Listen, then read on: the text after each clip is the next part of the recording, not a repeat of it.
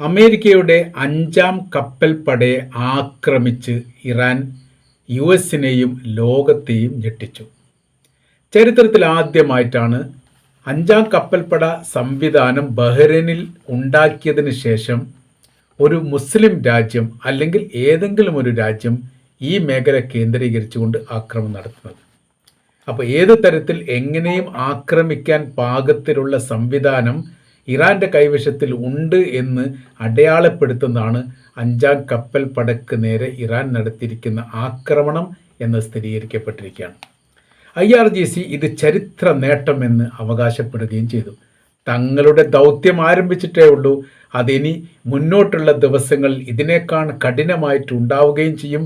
തങ്ങളുടെ ലക്ഷ്യത്തിന് നേരെയോ കപ്പലിന് നേരെയോ സംവിധാനത്തിന് നേരെയോ അമേരിക്കയുടെ ഭാഗത്തുനിന്ന് ഏതു തരത്തിലുള്ള ആക്രമണം ഉണ്ടായാലും അപ്പടി തന്നെ ആ മേഖല കേന്ദ്രീകരിച്ചുകൊണ്ട് തിരിച്ചടിക്കും എന്ന കാര്യം IRGC ആവർത്തിക്കുകയും ചെയ്തു.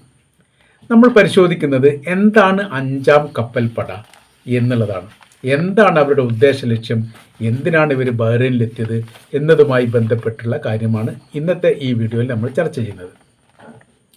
യുണൈറ്റഡ് സ്റ്റേറ്റ് ഫിഫ്ത്ത് ഫീൽഡ് എന്നുള്ളതാണ് ഇതിൻ്റെ പേര്, അങ്ങനെ പറയുന്നത് അങ്ങനെയാണ്, അഥവാ അഞ്ചാം കപ്പൽപ്പട.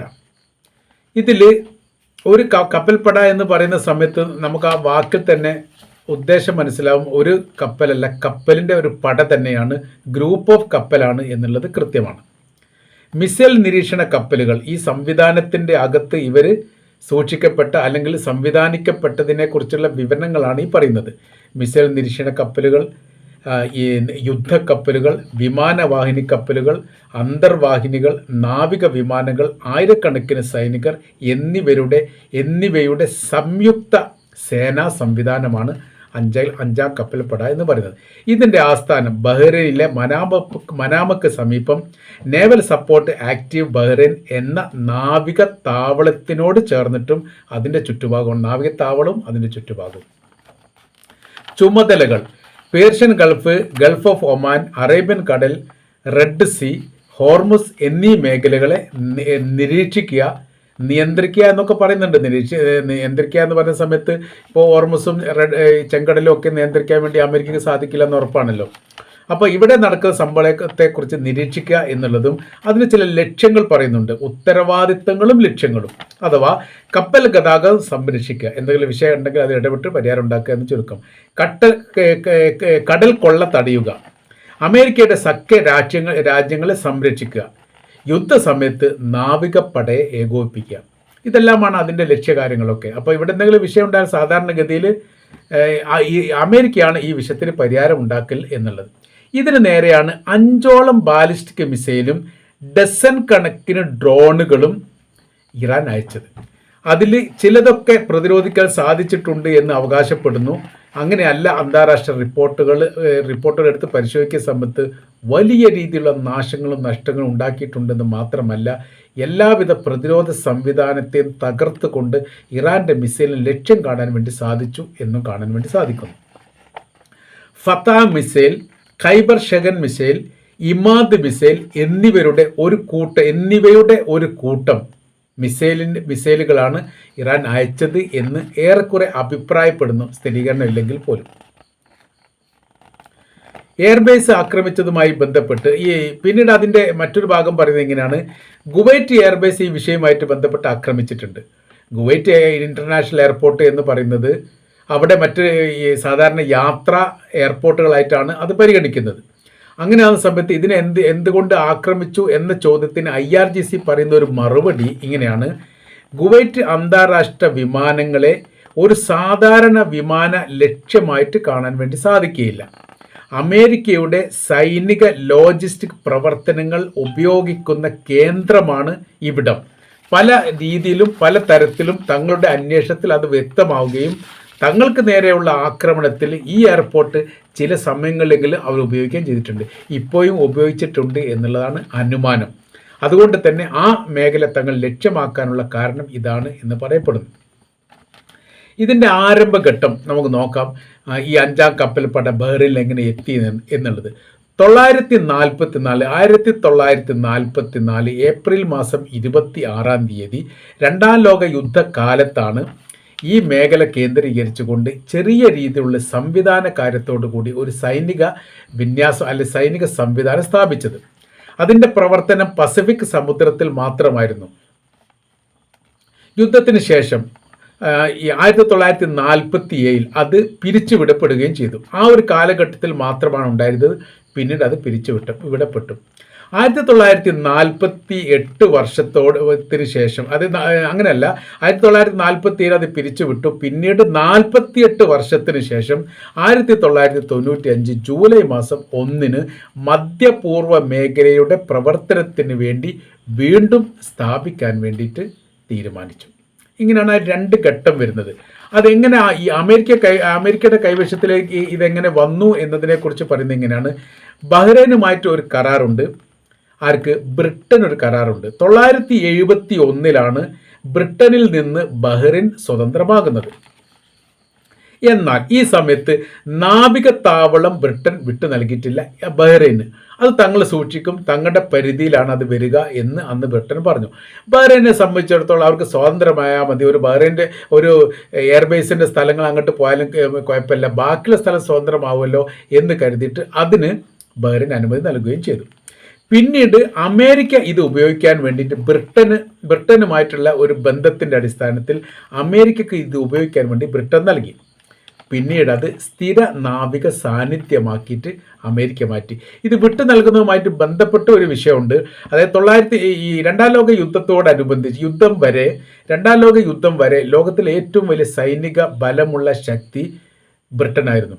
ബ്രിട്ടനെ തന്നെയാണ് അംഗീകരിക്കപ്പെട്ടത്. എന്നാൽ രണ്ടാം ലോക യുദ്ധത്തിൽ ആണവായുധം പ്രയോഗിച്ചുകൊണ്ട് ജപ്പാനെ പരാജയപ്പെടുത്തിയതോടെ ഈ മേഖല നിയന്ത്രിച്ച്, അതായത് ഈ രണ്ടാം ലോക യുദ്ധവുമായിട്ട് 2 ഭാഗമായിട്ടാണ് ആ യുദ്ധം വരുന്നത്, 2 വിഭാഗമായിട്ട്. അതിൽ നേതൃത്വം നൽകിയ ബ്രിട്ടൻ്റെ കീഴിൽ അല്ലെ സോവിയറ്റ് യൂണിയൻ്റെ കീഴിൽ അല്ലെ താഴെയായിരുന്നു അമേരിക്ക ഉണ്ടായിരുന്നത്. അവരാണ് ഫോർവേഡ് ചെയ്തുകൊണ്ട് ആണവ സ്ഫോടനം നടത്തുന്നു. അതോടുകൂടി ജപ്പാൻ, അതോടുകൂടിയല്ല അതിനുശേഷം സോവിയറ്റ് യൂണിയൻ ആക്രമിക്കുമെന്ന് പറഞ്ഞതോട് കൂടിയിട്ടാണ് ജപ്പാൻ കീഴടങ്ങുമെന്ന് പറഞ്ഞത്.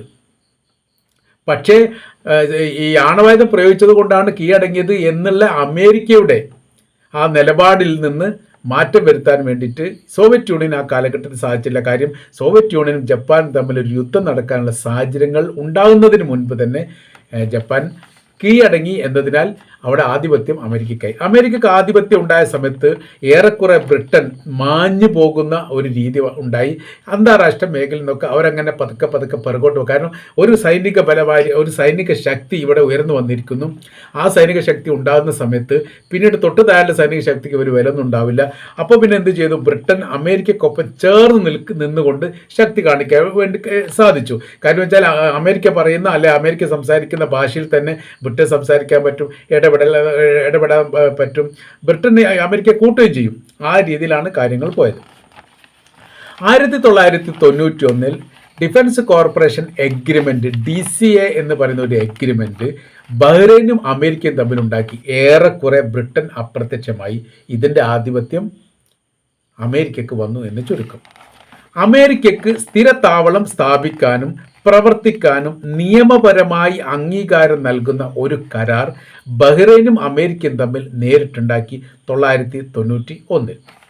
ആ സമയത്തും കപ്പലുകളുടെ എണ്ണം കുറവാണ്. പിന്നീട് 5ാം കപ്പൽ പടയാക്കി അമേരിക്ക അത് മാറ്റി. അതിന് ബഹ്റൈൻ്റെ സമ്മതം ആവശ്യമില്ലായിരുന്നു. ഈ അമേരിക്കയുടെ ഭാഗത്തിൽ നിന്ന് ഒരുപാട് കപ്പലുകളും അതിൻ്റെ സന്നാഹങ്ങളും പിന്നീട് ഈ മേഖല കേന്ദ്രീകരിച്ചുകൊണ്ട് പുറപ്പെട്ടു. പ്രതിരോധ സംരക്ഷണ കരാർ പരസ്പരം അങ്ങോട്ടും ഇങ്ങോട്ടും ഉണ്ടാക്കി എന്നുള്ള, അഥവാ ബഹ്റൈനുമായിട്ട് ബന്ധപ്പെട്ട് മറ്റേതെങ്കിലും രാജ്യങ്ങൾ ആക്രമിക്കുകയോ വിഷയം ഉണ്ടാക്കുകയോ ചെയ്യുകയാണെങ്കിൽ അതിൽ അമേരിക്ക നേരിട്ട് ഇടപെട്ടുകൊണ്ട് അവരെ പ്രതിരോധിക്കും എന്നൊരു കരാറുണ്ട്. സംരക്ഷണം ഏറ്റെടുത്തു എന്നുള്ളത് ചുരുക്കം. അപ്പോൾ ഇവിടെ നമ്മൾ പറയുന്ന സമയത്ത് ദൂരം, അമേരിക്കയിൽ നിന്ന് ബഹ്റൈനിലേക്കുള്ള ദൂരം വിമാനയാത്ര പ്രകാരമാണെങ്കിൽ 12,156 കിലോമീറ്ററാണ്. കപ്പൽ രീതിയിലാണ് വരുന്നതെങ്കിൽ ഏകദേശം 22,000 കിലോമീറ്ററാണ് ദൂരം കണക്കാക്കുന്നത്. ഇത് കപ്പൽ വഴി അല്ലെങ്കിൽ കടൽ മാർഗം ഉപയോഗിച്ചു കൊണ്ടാണ് അമേരിക്കയുടെ ഈ 5ാം കപ്പൽ പടയുമായിട്ട് ബന്ധപ്പെട്ട സംവിധാനങ്ങളെല്ലാം ഈ തീരത്തേക്ക് അവരെത്തിക്കാറുള്ളത്. അന്നൊന്നും വലിയ പ്രശ്നമില്ല. ഹോർമുസുമായിട്ട് ബന്ധപ്പെട്ട ചെങ്കടലുമായിട്ട് ബന്ധപ്പെട്ട വിഷയമില്ലാത്തത് കൊണ്ട് അവർക്ക് എളുപ്പത്തിൽ സാധിച്ചു. അഥവാ അമേരിക്കയിൽ നിന്ന് പസഫിക് സമുദ്രം വഴി പനാമ കടൽ കടന്ന് അറ്റ്ലാന്റിക്കിലൂടെ മെഡിറ്ററേനിയൻ കടലും കടന്ന് സൂയസ് കനാൽ, ചെങ്കടൽ, ഹോർമുസ് കടൽ എന്നിവ കടന്നുകൊണ്ട് ബഹ്റൈനിലെത്തുന്നു. അവിടെ പിന്നെ അറേബ്യൻ കടൽ ഇവിടെ ഈ ബഹ്റൈൻ്റെ കടലിലേക്ക് നേരിട്ട് എത്താൻ വേണ്ടി സാധിക്കും. ബഹ്റൈൻ എന്ന് പറഞ്ഞാൽ അതിൻ്റെ അർത്ഥം തന്നെ ദ്വീപ് എന്നാണ്. അപ്പോൾ അവരുടെ നല്ലൊരു ഭാഗമുള്ളത് കടൽ പരപ്പിലാണ് എന്നുള്ളത് കൊണ്ട് ഇവിടെ എത്താൻ വേണ്ടിയിട്ട് അവർക്ക് എളുപ്പം സാധിക്കും. അങ്ങനെ ഇവിടെ നിരന്തരം എന്ന തരത്തിൽ ഇവിടേക്ക് എത്തിക്കൊണ്ടേയിരുന്നു. അപ്പോൾ ഏതൊരു അറേബ്യൻ രാജ്യവുമായിട്ട് ബന്ധപ്പെട്ട് എന്തൊരു വിഷയകാര്യങ്ങൾ ഉണ്ടാവുകയാണെങ്കിലും അമേരിക്കക്ക് ഒരിക്കലും ഇങ്ങോട്ട് വരേണ്ട കാര്യമില്ല. നിലവിലൊരു യുദ്ധ സാഹചര്യങ്ങളും സംവിധാനങ്ങളും ഒക്കെ ബഹ്റൈനിൽ മാത്രമുണ്ട്. UAE വേറെ ഉണ്ട്, കുവൈറ്റിൽ വേറെ ഉണ്ട്, അതങ്ങനെ വേറെ ഉണ്ട്.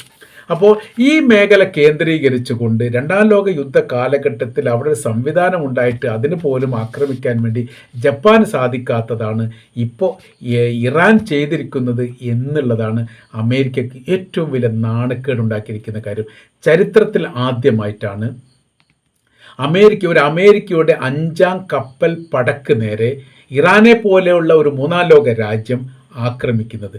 അതിൻ്റെ നീരസവും പ്രയാസവും മാനസികപരമായിരിക്കുന്ന ബുദ്ധിമുട്ടും ഇപ്പോഴും അമേരിക്കയും ട്രംപും അനുഭവിക്കുന്നുണ്ട് എന്നുള്ളതാണ് വ്യത്യസ്തമായിരിക്കുന്ന റിപ്പോർട്ടിൽ നിന്ന് നമുക്ക് മനസ്സിലാക്കാൻ വേണ്ടിയിട്ട് സാധിക്കുന്നത്.